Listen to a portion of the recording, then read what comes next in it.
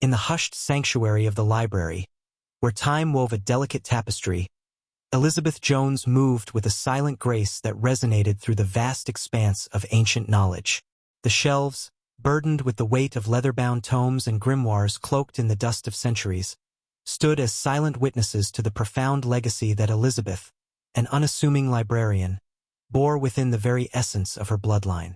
As the city beyond the library's walls hummed with the oblivious rhythm of daily life, Elizabeth, a woman in her mid-30s shrouded in reserve, extended her hand towards a specific book on the crowded shelf. To the patrons seeking solace amid the rows of books, she appeared no different from any other librarian. Yet unbeknownst to them, she cradled a secret, a mystical power that traced its origins through a lineage of witches stretching across the annals of time. The hands of the clock met at midnight, heralding a clandestine transformation within the library's sacred confines. The customary sounds of pages rustling and whispers exchanging literary secrets surrendered to an unsettling stillness. Elizabeth, positioned amidst the silent guardians of knowledge, felt the subtle alteration in the atmosphere. It was a beckoning, a summons to the dormant magic that coursed through her veins.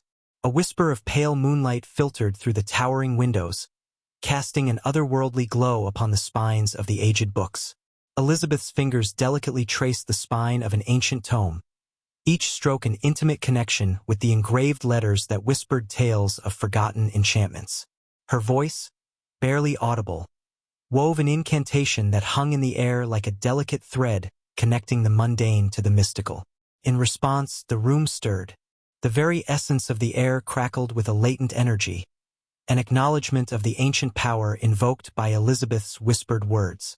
The surroundings seemed to ripple, as if the library itself had become a living entity, attuned to the magical currents she had awakened.